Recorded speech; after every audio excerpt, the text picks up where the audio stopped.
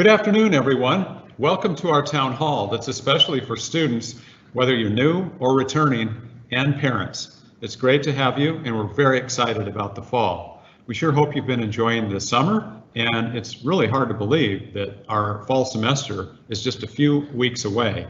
And compared to last fall, we're gearing up for a completely different type of semester. We're really looking forward to being able to share with you some of the plans that we have today.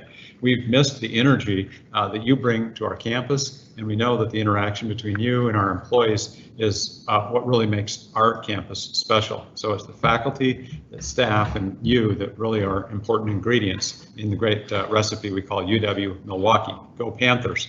So today you're going to hear from a number of helpful people at UW-Milwaukee, and these are individuals who are in our academic affairs areas, in student affairs, in our diversity, inclusion, and equity, as well as in our enrollment management functions. So you're going to hear from a number of experts in these different areas, and we're going to also recognize and receive answers you'll hear for all the different questions that we've received in advance. We've heard about 20 questions so far, and you'll have an opportunity to insert questions as we go as well. So what I'd like to do is start some of the content and talk to you all about our future return, and really a safe return to campus. And I'll go through some of the details, and then I'm going to hand things over to our provost, and he'll talk from an academic affairs perspective and introduce a number of others. So we have a great program, and let me just jump right into how we're thinking about the fall semester. It's critically important that you know our first priority is for the safety and health of our students and faculty and staff. But that's something that as I make determinations for the future of the campus, the framework that I always use is what's in the best long-term interest of our students. That's really vitally important for us. So as much as possible, we want to return to the normalcy that we had prior to the pandemic. But we also have to recognize that we're not out of the pandemic, and there's a number of factors that have recently occurred that I'll talk about in some of the decisions that we are looking to make. But we know for a number of reasons, let's start with learning. That's first of all, in terms of student learning, but also in terms of the development. Why do you go to college? What are the types of things that happen for individuals in their late teens and 20s? Some individuals may not be in that age category, but there's an important amount of human development that happens on our campuses. In addition, there's the types of work that we do with the community, the types of internships, the types of practicums and your certification processes, whether you're in the arts or nursing or history. There's a lot of things that happen in the community around which we engage. Well, simply put, we cannot do those things very well if we're not here on campus. So I think about the campus life. I think about the types of activities that occur in the residence halls, in dining, across campus in the student union, in the library, all the different areas in which learning occurs in the classroom, in the labs, in the hallways, all those types of things. How about our sports? How about the different events? We're a campus that has had hundreds of events a year just through the Peck School of the Arts. We really need to resume those types of interactions, that type of normalcy. So we're really excited about that. And we also have heard from a lot of you as students, working closely with our student governance leads, working with families, working with parents. People want to be back. There's no question about that, and we want to be back. It's so vitally important to really fill in what we've been missing for more than the past year. We also know that there has been hardship. We know that there's been financial hardship. We know that there's been families that have been torn apart. We know that there's been jobs and significant challenges on so many different fronts.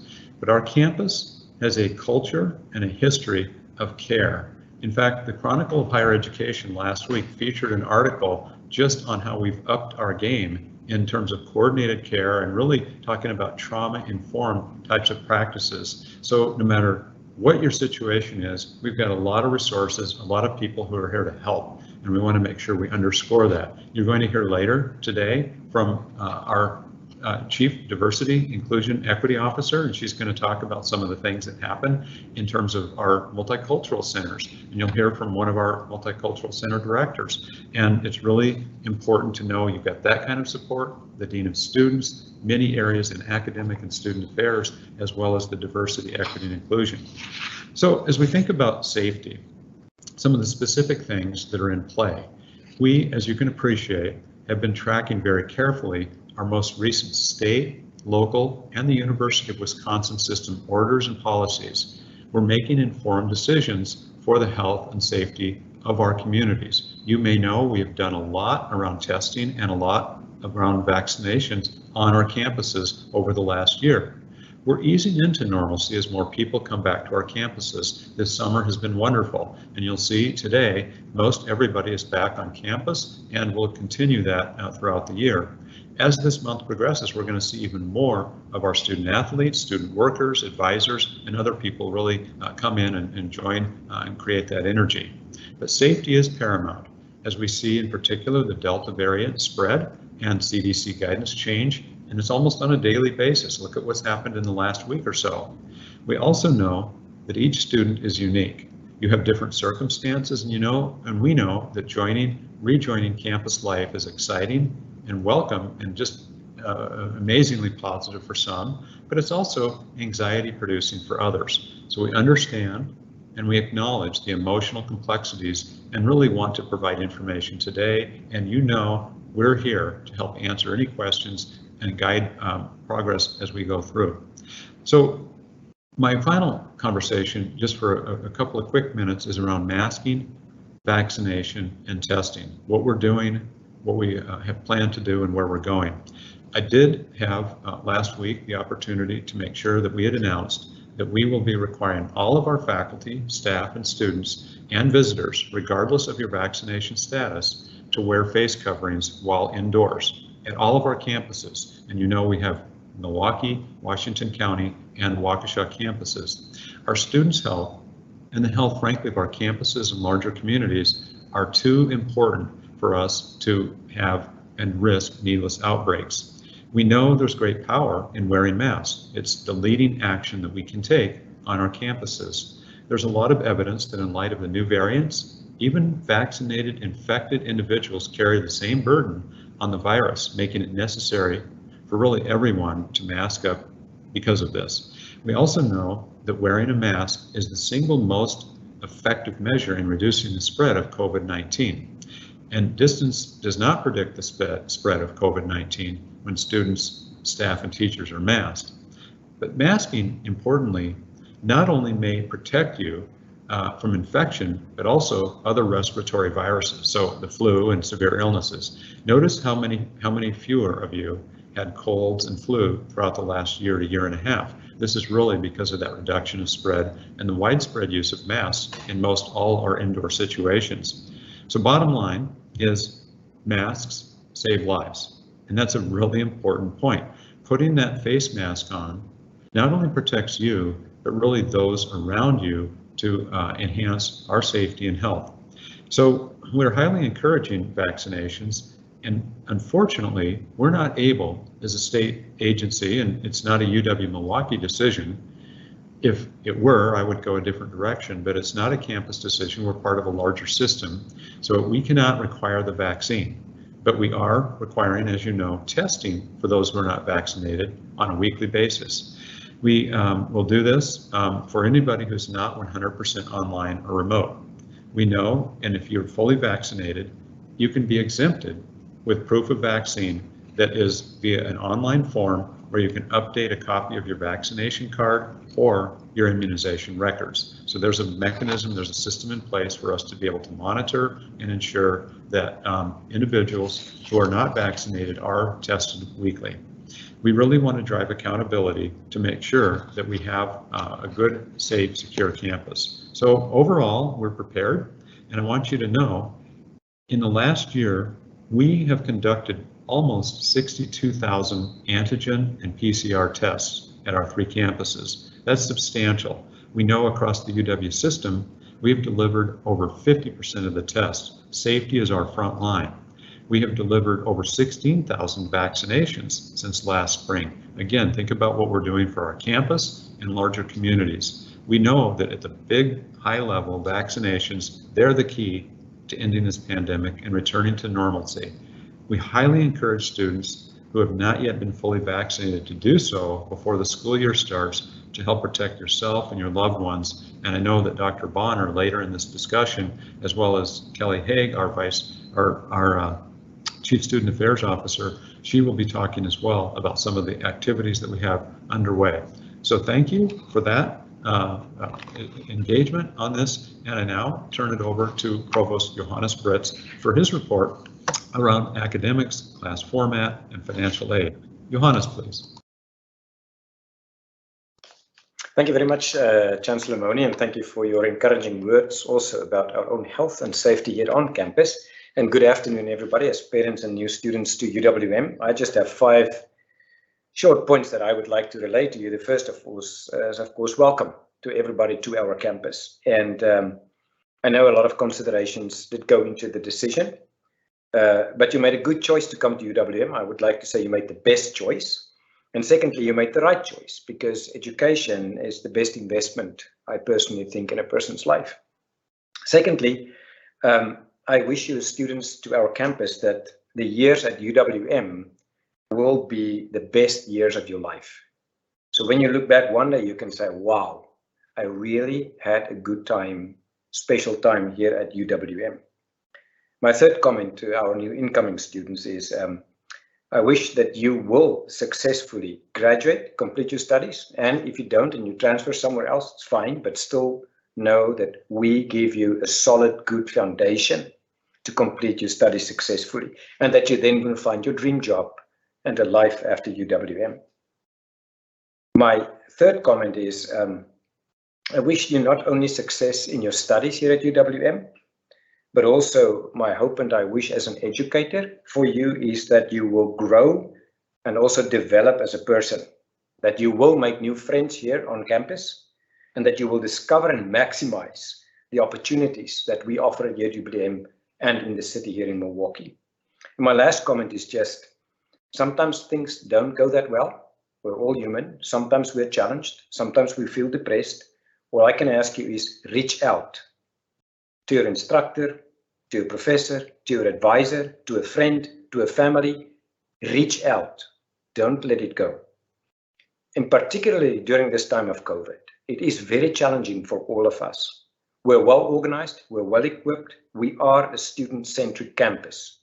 And as educators, we care about you. And with these few words of welcome, I'm now going to give over to our Vice Provost for Student Success, Dave Clark, who will talk about what does it mean to be a student-centric campus, and then our Associate Vice Chancellor for Enrollment Management, Kay Eilers, to talk a little bit about also the support, financial support that we offer for our students. Dave, over to you, and then over to Kay. Great, thank you, Johannes. One of the things that's most important to being a student-centered campus is listening to students, and we've been listening throughout the pandemic, especially in the spring and over the summer, talking to advisors. What are students telling you about their experiences during the pandemic and what they would like to see continue post-pandemic? And some of the things are lessons that we learned that we're going to keep in place because we found them to be really powerful and beneficial for students. So, for a couple of examples, students told us that they appreciated the flexibility and accommodation of the instructors here. And I think this is something we should be very proud of. Our students really stepped up. Our faculty really stepped up. We did things that we would have thought were impossible, and we made it work as best we could in a situation that no one would describe as ideal. And we learned some things along the way from our students and from ourselves, just like what are things that we can do to continue some of that flexibility that was there. We're going to be keeping offices open, but allow for more virtual appointments, giving students more flexibility to come in and out as we've gotten also good at Teams and Zoom. We're going to put a increased emphasis on the consistency and reliability of our design practices in our courses so that students can see the same kinds of things and have the same expectations regardless of what kind of course that they're in. So we're really looking into that very, very, very strongly. And we are investing in classroom technology. Even after the pandemic, I think it will be useful for students to be able to review a lecture that they missed online. And so we're building in the capability so that we can be more flexible and accommodating going forward, regardless of the status of the pandemic. I'm going to kick it over to Kay now to talk really briefly about additional investments we've made in scholarships and other sorts of aid.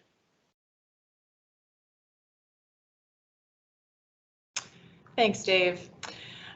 Greetings, everyone. As Dave shared, I am excited to talk with you a little bit about some of the work happening behind the scenes at UWM. We know cost is a major factor in pursuing a college degree, and the pandemic certainly has amplified those challenges. I'm particularly proud of the work UWM has done over the years to address this, and the pandemic certainly pushed our efforts even further. Since the start of the pandemic, we've awarded 2 rounds of federal emergency grant funding to UWM students to support their needs, particularly emergency expenses related to COVID. Our Dean of Students office has been front and center facilitating, working with students to further find access to funding via the Chancellor Student Success Fund, food pantry, laptop borrowing, all sorts of really fantastic resources to help students continue to be successful and have those tangible things that they need. And I'm also excited to report that just yesterday, current UWM students received yet another notice from the Dean of Students office that there's an additional $25 million of federal grant funding that will be distributing to students this year. So students that are on the call or families that are encouraging your students, please make sure they do go check that email that came from the Dean of Students office. Current students received the communication yesterday indicating that they needed to apply by September 13th.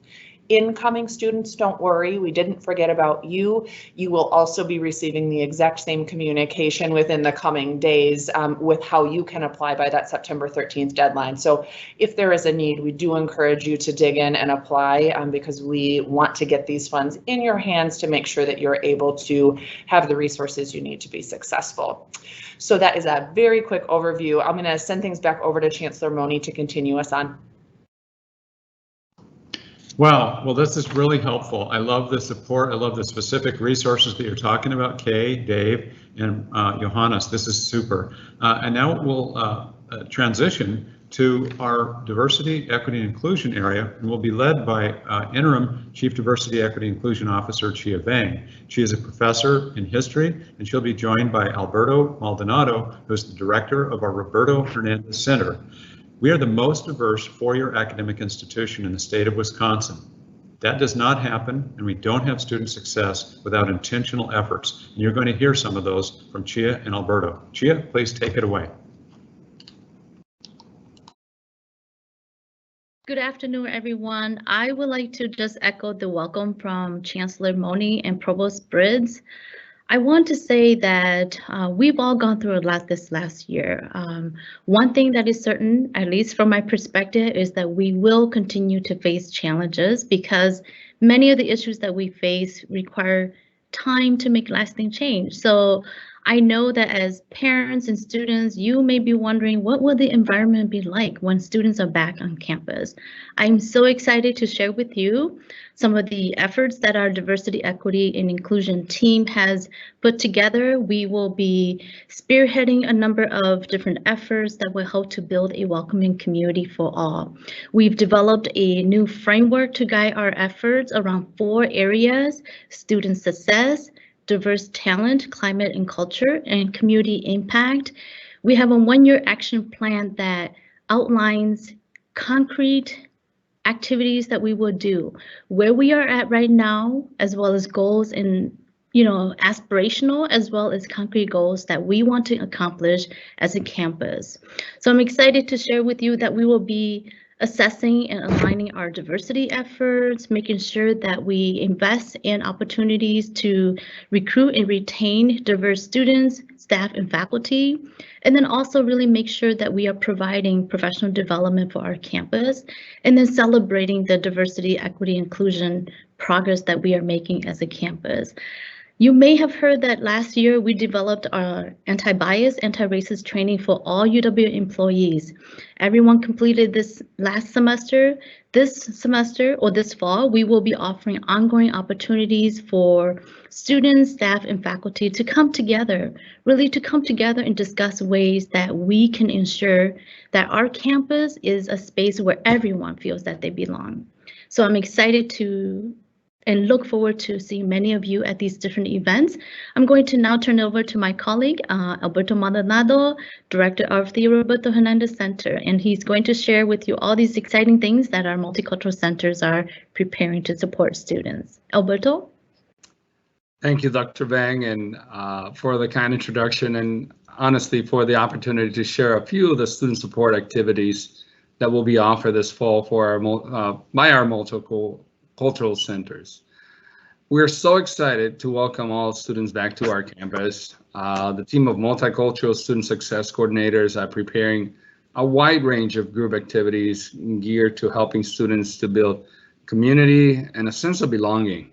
We're available to meet not only one-on-one to help students overcome obstacles and share academics and intentional resources that are available at our centers, but to work with all students. I would like to take just a quick moment to name just a few of the welcome and engagement opportunities we have in store for all of our students, starting with my very own staff in the center that I direct. The Roberto Hernandez Center will be hosting, and starting today, we started hosting the annual Bienvenida virtual welcome for our new Latinx students. And this Thursday, we'll do a second part to that to continue to welcome students to campus. And later on this semester, we'll be showcasing and celebrating Latinx Heritage Month. Events will kick off around mid-September all the way through the middle of October. Followed by the African and African American Welcome Reception later in the month of September, the Multicultural Network Movie Night, and the Welcome Back to School Block Party. From our partners in the Southeast Asian American Student Center, we'll be hosting the virtual kickoff and the Panther Family Night. The American Indian Student Center will be hosting also the Talking Circles, which are an amazing and a great way for students to connect with each other and with staff. And ultimately, you know, what we want to offer our students is that academic support and that cultural experience and workshops and events that will take place honestly throughout the entire semester and throughout the entire academic year. Cultural events, as we always promote, it's for all of our campus and for all of our students. So we welcome everyone to participate. And again, once again, thank you, families, for your support. Like the provost said earlier, we cannot do this without you and your support, and you chose well. We're here for you. Know that that we're here to help your sons and daughters have a successful and safe experience at UWM. So thank you very much. Terrific. Alberto, thank you, Alberto. Thank you, Chia. Great comments. Very, very helpful for you to share your perspectives in the specific areas of support. We'll now move on to our student life and services, including university housing. This section will be led by our Chief Student Affairs Officer, Kelly Haig. She's a longtime veteran of our university student services area that has really done an amazing job in so many ways, really creating campus life. There will be others who will be joining her. She'll introduce those as we go, but we've got a great section here to provide very good closeness and specific relations that is so important for our students to be able to take advantage of and engage in. Kelly, hand it over to you, please. Great, thank you for this warm welcome. It's really exciting to be in front of you all, although it's virtual today. And I really am just following the lead of the previous speakers when I really echo how excited we are for you, our students, to come to campus this fall, and the families who are supporting them along the way. Thank you for being here as well today. We know that being together in community, learning, connecting, having fun, making friends, it's such an important part of the college experience. I want to reassure you that so much care has gone into creating spaces and activities for students to begin their UWM or continue their UWM journey this fall, returning to many of our fall welcome traditions in as safe a manner as possible. The speakers that you'll hear from today, I think, will provide really a good blend of really the ethos of care that we have on our campus, as well as some of the nuts and bolts. I think, you know, as a parent myself, I know how important it is just to understand what are the logistics here. So you're going to get a little taste of that. You know, for our new students, we want to welcome you and your family members and to let you know how excited we are that you're joining our Panther family. I also want to take a special moment to speak to those of you who joined the UWM community at some point during the pandemic. I can imagine that at certain points it might have felt like, how do I connect? This all feels virtual. What is it really going to feel like at UWM? We want you to really get engaged and find a way to connect and find the community that you really were seeking when you came to UWM. And then for those students who are joining us in the fall, who were part of our community before 2020, welcome back. So now I'd like to turn it to our Dean of Students, Adam Jessel, who will talk with you about the care and resources available to you on campus. And once Adam is done, he's going to turn it over to Carrie Dawson, Assistant Director of University Housing, who will talk about what you can expect if you're living on campus in the fall. Adam?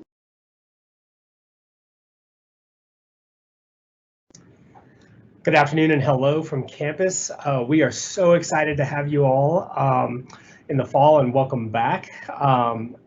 I'm speaking to you now from our office in the Student Union building, and just thinking about what a great community we have available for you as you return to campus. I'm going to talk a little bit about the Dean of Students office, what we do, and how we connect to other campus partners.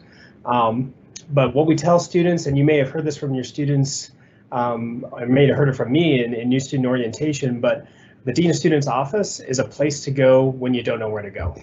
That's kind of a line that we use repeatedly. College is going to be such a great experience, but you're going to be running into challenges. You're not going to know what building to go to. You're going to learn about the bursar, and you're going to think, what's the bursar? You're going to need an office that you can go to when you just don't know where to go, and you need those resources and to connect to those various spaces that can offer you support. So we're the place to go. So if you or a friend is struggling and needs support, we can not only connect you to on-campus resources, but community resources as well. Kay mentioned earlier some of the support that we have available is we run the food center at Pantry. That is available for students, faculty, and staff. It's on the 3rd floor in the Union, and that's going to be running during the academic year. We also run an emergency grant, so that's a small grant that's available to students when they have emergent needs. So that's a great resource for students that have financial insecurities or just need an emergency bump to get them through something. We also run a laptop loan and a hotspot Wi-Fi loan program. If nothing through the pandemic, we've learned that technology needs and technology insecurity is really important to our students. So we run those programs to make sure that students have access to their classrooms, virtual classroom spaces. We also work regularly with campus partners, including University Housing and University Counseling, to make sure that you are connected and problem solve with you. A little bit on University Counseling Services. University Counseling is going to be back in person and also have some virtual off airings in the fall. That includes group counseling, one-on-one counseling, and a variety of self-care tools and tips for you as you navigate the fall semester. The Chancellor mentioned this earlier, some of the work that we're doing around kind of returning to campus and the disconnection associated with that. And the language we've been using around that is kind of a careful, a caring place that you can return to campus, and also just with some heart behind it. We know this is complicated, that there's a lot of information and rules being thrown at you, and we want to make sure that you know that there are a bunch of people here that care a lot about you and your success. So some of the things that we're going to be offering, the nuts and bolts of that is we're creating spaces on campus where you might be engaging with other students in some mindfulness practice or some meditation, or maybe even just walking through Downer Woods, which is something that I love to do on campus. It's really, really powerful. We're also working on providing trauma-informed care training to all of our staff and faculty before you arrive. So that's trying to build some awareness about what the experience has been like for a lot of people over the last 18 months, everybody, but most especially certain populations. And we're also doing all of this with the understanding that this is just going to be a complicated semester, and we're here to care for you. If you hear nothing else today, just know that you are not alone here, that you're going to come on campus, and whether that's contacting me or contacting anybody on this Teams call, we are here to support you. So with that, I'm going to turn over to Carrie to talk a little bit about what University Housing is doing.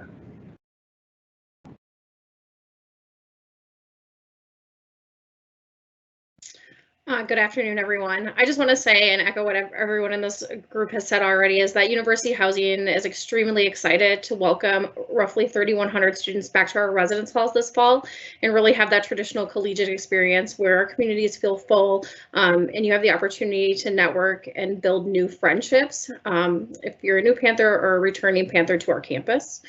A little logistical planning for us is we're prepared for your move-in, and so your students should have received their housing assignment with their assigned move-in appointment at this time. Hard copies of the move-in guidebook have been mailed out to families as well, and that's really like your tutorial or Cliff Notes version of how to move in and what to pack and how to prepare for your arrival this fall. So our team is ready to support you when you arrive to campus and move in the halls. Community building is really important once you come back to campus, and as you can see, this theme of community across the stage today matters. We're here to help you develop new friendships or continue developing friendships that you already have. Our residence life staff is in place and prepared to provide you a number of opportunities as well as connect you with campus fall welcome programming opportunities. Related to COVID, our COVID protocols still continue related to cleaning, especially those high touch spaces in our halls because we do want all of our community members to stay safe.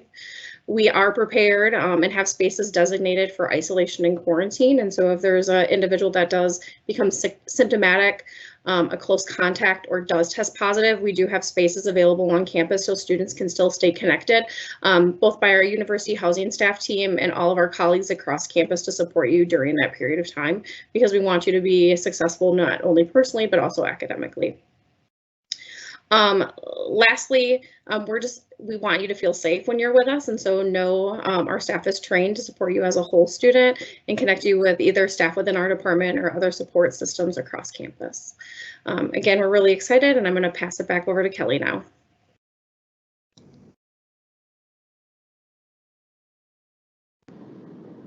Thank you, Adam and Carrie, for continuing on the theme of community and care. And with that, this is a great segue to our campus health officer, Dr. Julie Bonner, who's going to talk about campus practices for community health. Julie? Good afternoon, everyone. In terms of some points that are really, really important in terms of our layered COVID mitigation plan, we will be working with you as partners in terms of being able to stay safe and healthy and continue to have limited COVID-19 transmission. The most important thing I want to talk about, I want to start with vaccinations. While vaccinations are not mandatory, we highly, highly encourage students, faculty, and staff in terms of getting vaccinated. We know that vaccines are safe and effective, and we know that this is a really, really important strategy related to keeping our community safe. Students, if you have any questions related to vaccinations, any concerns, you can contact our on-campus medical services, our Norris Health Center. Our nurses, our staff would be very happy to talk to you more about vaccinations, as well as our health center also provides vaccinations. So we will be doing that throughout the whole academic year, as well as we will be partnering with the Milwaukee Health Department in terms of having vaccination clinics available starting as early as next week and readily available, which we're bringing them to you at several of the fall welcome events, as well as to the residence halls. That's how important that we consider vaccinations. Once you're vaccinated, there are really several exciting different opportunities that we can offer through UWM as well as UW's system. We will also be offering at all of our vaccination clinics that are on campus. For the first 50 participants, individuals will have the ability to have some UWM gear to start off your school year.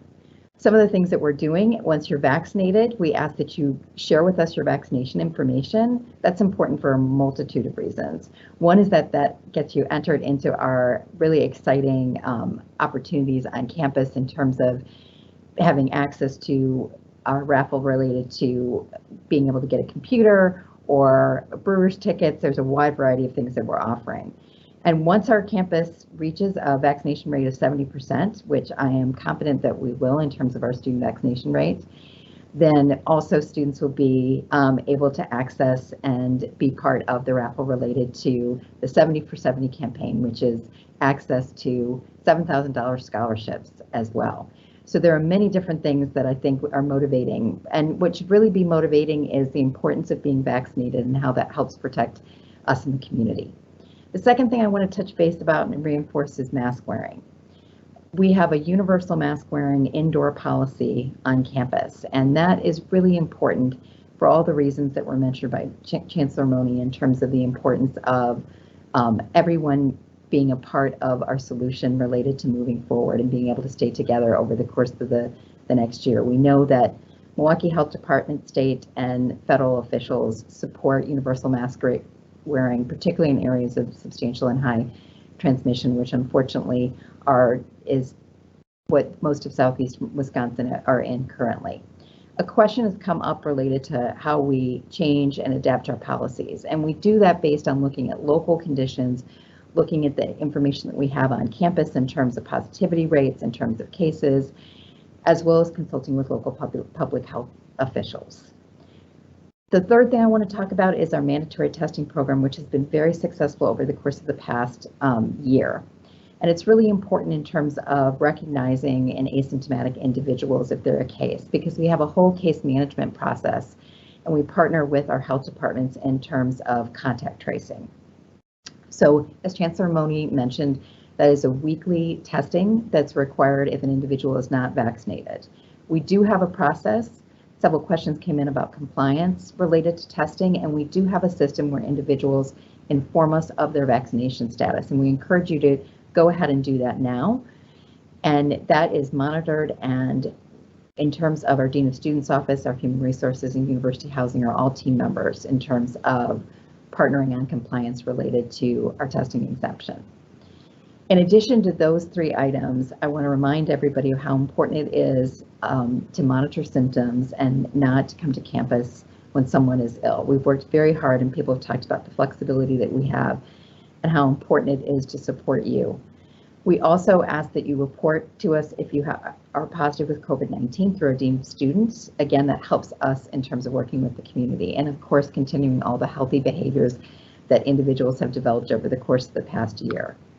Working together, I am very confident that we will stay together over the course of the next fall semester.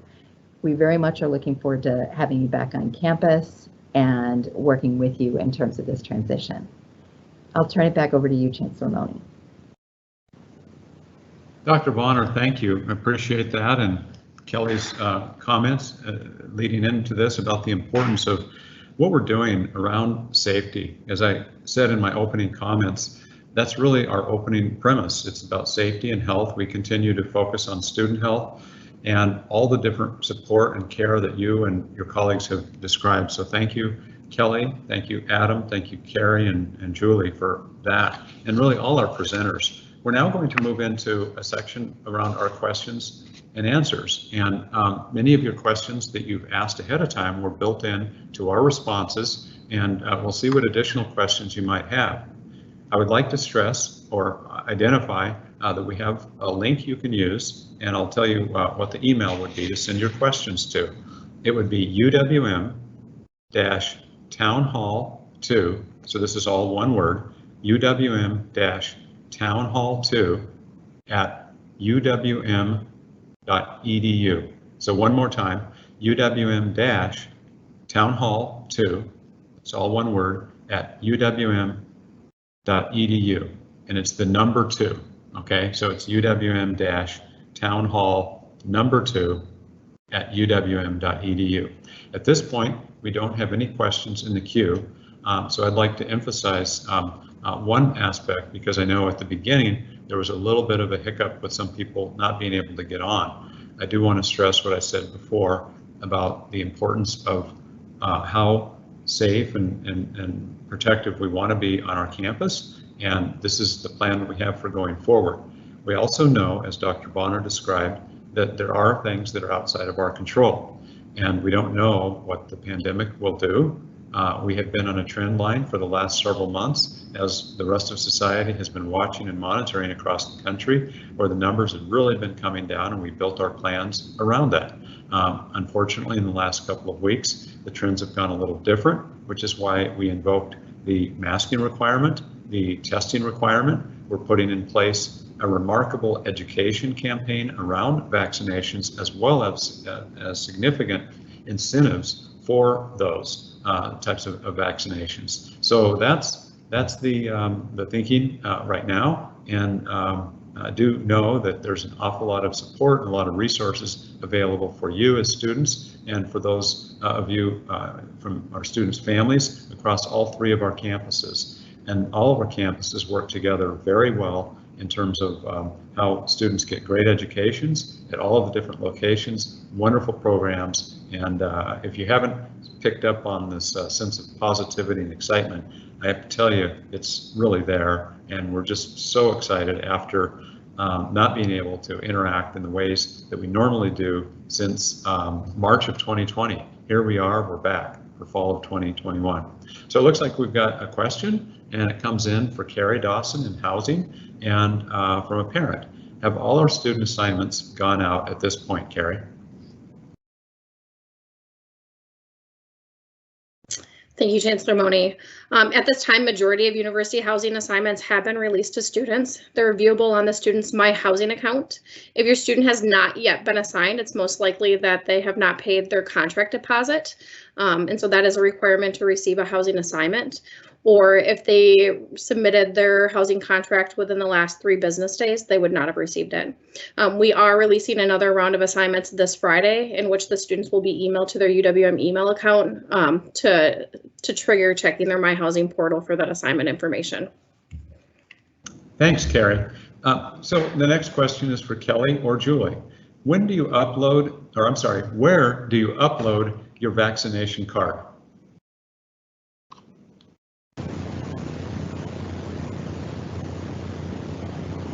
So on our main website, there is a form and a link that we can certainly provide you in terms of uploading your vaccination card.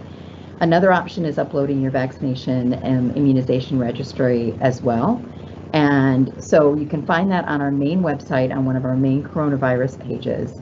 You click the link in terms of reporting vaccine information, and that will send you to a very short form, which is very straightforward in terms of uploading that information. Thanks a lot for the question. Thank you, Dr. Bonner. So the next question is for Kelly. And Kelly, what is the plan for dining in residence halls this fall, please?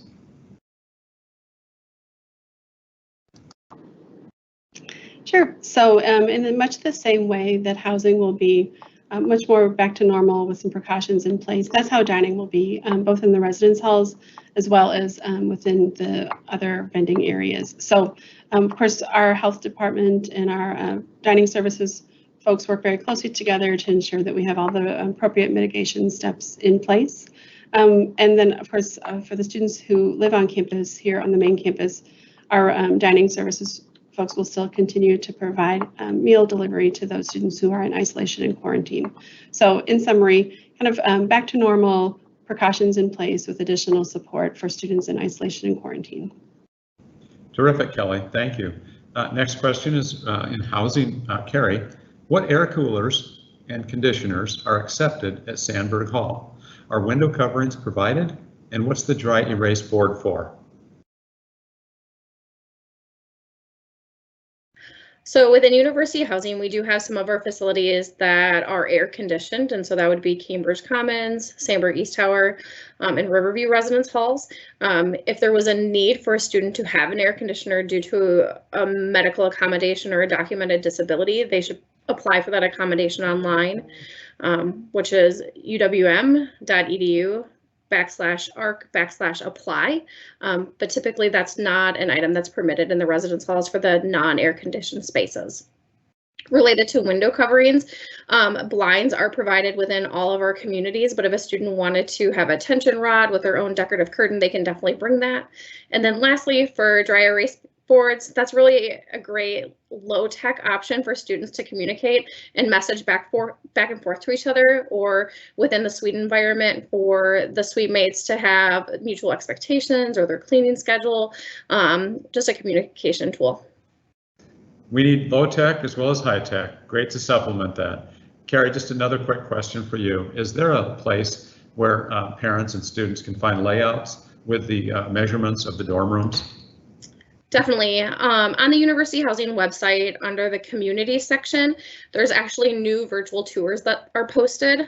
Within that virtual tour, in the bottom left hand, there's actually a measurement tool that you can utilize to check out different spaces within the room. We also have 1D renderings of our floor plans to show you some standard dimensions within the space. Great, thank you. The next questions are for Kelly, and I can certainly supplement, but Kelly, I'm going to ask you to address. These are questions that deal specifically with some of the COVID areas. So what specifically happens if a student is exposed or contracts COVID-19? Where do they go? How do they get meals? What do they do? What do they need to have prepared if they have to quarantine? So that's that general question, and then we'll stop on that. There's another one that's kind of related to the macro perspective we'll go on to, but let's just stop with that one and see what our perspectives are on that, please.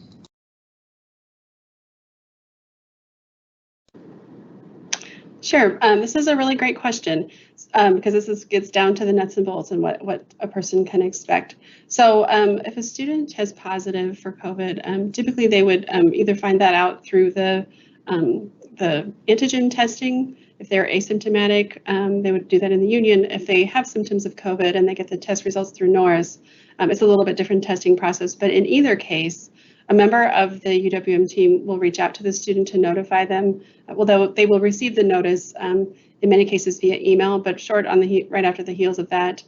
Or if they are in Norris Health Center and get the positive test, they'll get the information directly from the provider that says, here's what you can expect, here's what happens next.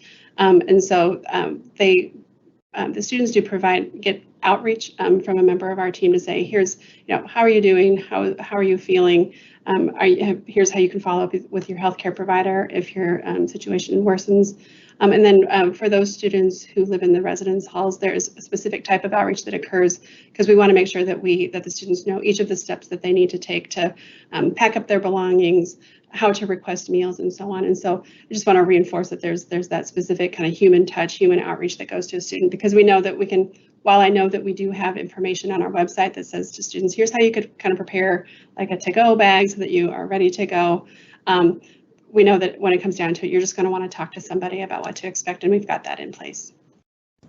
Terrific, thank you. So the next question deals with the information and at a macro level, information about vaccination levels. So Kelly, I might start with you, and then I think that this may be a question that Julie and perhaps Stephen Schmidt would also have a little information on. So we'll start with you. In terms of the question, will we know what percentage of students in each dorm is vaccinated, and will we be informed as to whether a roommate is vaccinated?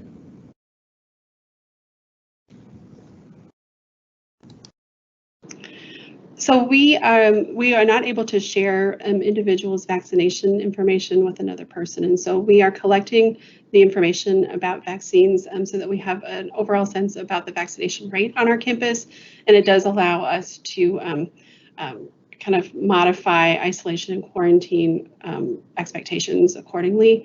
But this is not something that we are sharing, let's say, with roommates, with instructors, and so on. It really is personal health information that we're not able to use for that purpose. And so with respect to vaccinated students being placed with vaccinated students, is that related to that, or any additional information that we could share on that front, or is that really answered by that answer as well? So we do know that this is the time where typically students are talking with their roommates about just kind of what to expect, general expectations within the room and so on, and we would expect that or assume that as part of those conversations there may be some discussion about vaccination status, but it isn't something that we as an institution are able to provide. Great, thank you, Kelly. Stephen, I saw you come on. I don't know if you had any additional information you wanted to share about some of the macro information about information we have and sharing, please. Thank you, Chancellor. I just wanted to answer the other part of the question that was posed by the questioner, and that is, will testing be required for both unvaccinated and vaccinated students and staff? And if you are unvaccinated, you are required to be tested for COVID on a weekly basis. If you're vaccinated, you're not required to be tested. However, if you become symptomatic, we do suggest that you go talk to your healthcare provider and get tested for COVID-19 just to verify whether or not you've caught the virus or not. Great, thank you. And Kelly, my apologies, I kind of mixed another part of a question in to this one. Let me back up a little bit. This is for you and perhaps for Carrie. Will masks be mandated in dorm and on-campus living, cafeterias, et cetera? And then the second part of that was vaccinated with vaccinated students. So I think really it's just the first part of the question now in terms of mask mandates.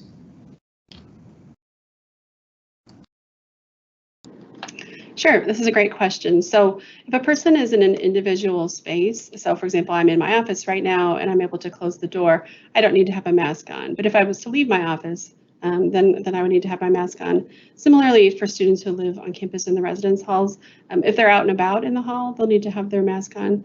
But while they're in their personal room, they don't need to have it on. And of course, if a person is eating or drinking, they also can remove the mask for that purpose. So the next question has, I think, been answered. I think that Stephen Schmidt did a wonderful job answering it, but I want to reinforce this.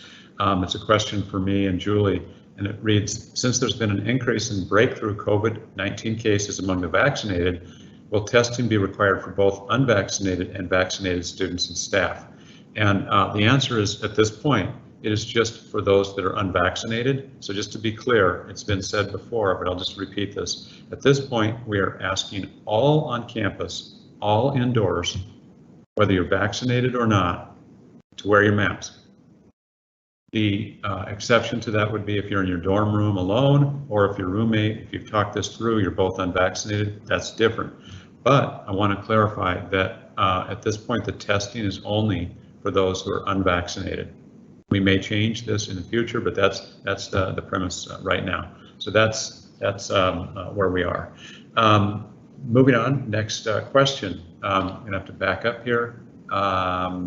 Okay, Kelly, question, will dining halls be fully opening and operating? I think we've answered that question, so I think we're okay. So I'm going on to the next one. This is for Julie. Kelly, other than COVID, are there any vaccinations that are required prior to reporting to campus? So in the state of Wisconsin, there are not any immunizations required for public universities. So we don't require any vaccinations, but if you go to the Norris Health Center website, you'll see a list of recommended immunizations. That includes considering an meningitis vaccination, which is really important, particularly for individuals that are living in our residence halls, hepatitis B, along with being up to date on all of your routine vaccinations. We also are going to highly recommend the flu vaccination. We'll hold flu vaccination clinics this fall, and I think it's especially important given there's some overlapping symptoms between flu and COVID-19 in terms of people being as protected as possible. So we do not currently require vaccinations, but please take a look at our website in terms of all of our recommended vaccinations.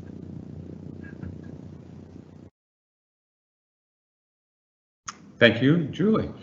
So the next question is for Carrie, specific to dorms. My daughter moved in the Kenilworth apartment dorms. The signage and forms says she can have guests. The front desk has told her she cannot have them at all. Can you clarify?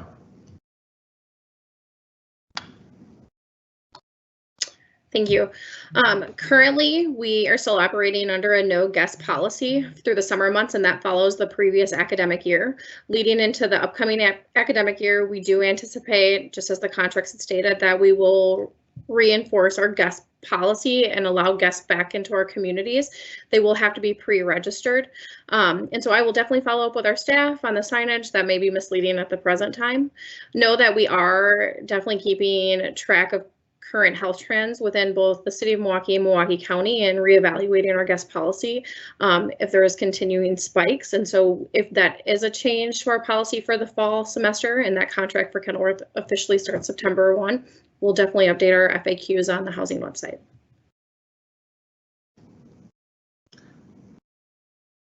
Terrific, Carrie, thank you. Question for Kelly, and you may feel like you may want to bring others in if needed. If my child does get sick with COVID, Will they be required to stay on campus and be isolated, or can they travel back home and transition to virtual classes? If they're moved to an isolated COVID area, where's that located?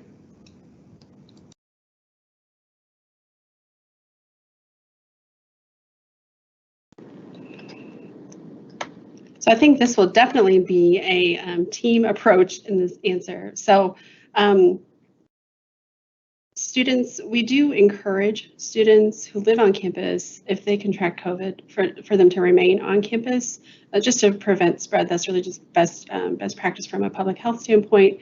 We have dedicated spaces that that we are able to have students move to, and they are throughout the building, throughout our buildings, and in some cases, students are actually able to remain in their own room depending upon the circumstances. So it very much is a case-by-case basis, but we do have dedicated spaces that are set aside for that.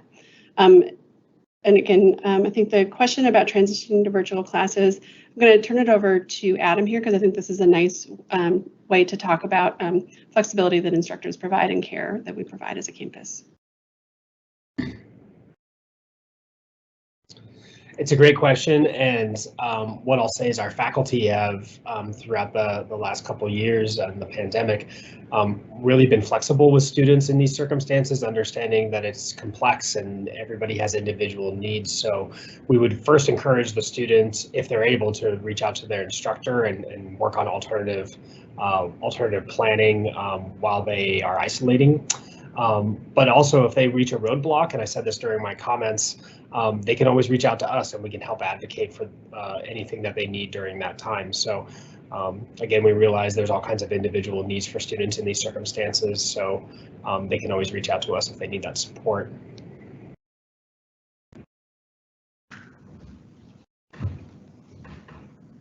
Kelly and Adam, thank you. Great team approach on that question. The last question that we have is for me. Are you concerned that requiring vaccinated students to continue to mask will discourage people from getting vaccinated, as this was a big perk to getting vaccinated in the first place? I will tell you that a month ago or 2 months ago, I would have said hands down, yes. You might recall there was a phrase that some people were using. It was called vax up, mask off. That is absolutely an incentive originally. The world has changed, and I'm just so sad to have to reflect the world that we're in today. In the last couple of weeks, what we've learned from the best available data is that the viral load for those who are vaccinated when they contract COVID is equal to that is unvaccinated. It's simply irresponsible for us when we have students and our faculty and staff in close quarters for us not to take a stance and to require masks. Our premise here is about safety and health. And safety and health for us not to have to pivot back to the completely online or remote learning. It's just essential for us to do everything we can control. We cannot, as I mentioned earlier, we cannot require vaccines. Some of the private institutions in this country have, but the majority of campuses have not. Just to put this in perspective, there's 4,700 2- and 4-year institutions. 630 of them are requiring vaccines. There's a majority, almost 4,000, that are not. And we're in that larger number. I wish we could.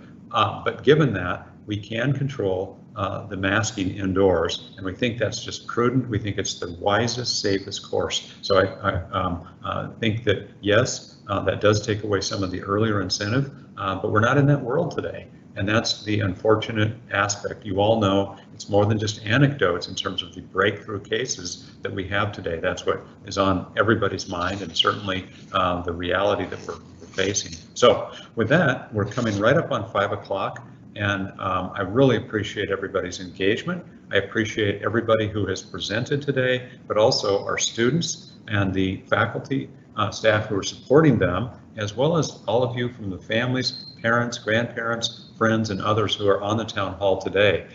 We've answered a lot of questions. We've answered literally every question that's come in, but I want to mention to you that this town hall, if you missed any part of it or you want to go back, it is available. It's on a website, my website, called UWM.edu. If you Google UWM.edu/chancellor. So UWM.edu/chancellor. That will get you to my website, where we will be loading this presentation and discussion. I want to wrap up really quickly with a few quick comments. Number one, we are operating with the best available information at this time. The world is dynamic, as the last question, or my answer to the last question, just showed. Where we were 2 weeks ago is quite different than where we are at today and where we've been over the last several months. We'll continue to evolve. We're going to monitor, as you've heard today, around a number of critical dimensions, and they really fundamentally revolve around the testing and the monitoring, everything we'll be doing in our community, on our campus. So thanks for your patience, thanks for your understanding. We didn't want to be in this situation, but we also do want to continue to educate, create high quality experiences, and as you've heard from everybody, provide that caring, supportive way to answer questions, have resources, and provide all the necessary information that we can do so well. We've been in this business for a long time and are really proud of what we've accomplished and how good we'll take care of you as students and where you can go based on the incredible education that is provided here. So I hope you've heard about support. I hope you've heard about a culture that is positive, that cares, and focused on support and health. And of course, resources to help provide that. So once again, thank you for everything you've done along the way to help us get here. And we're really excited. Final comment, go Panthers. Thanks, everybody.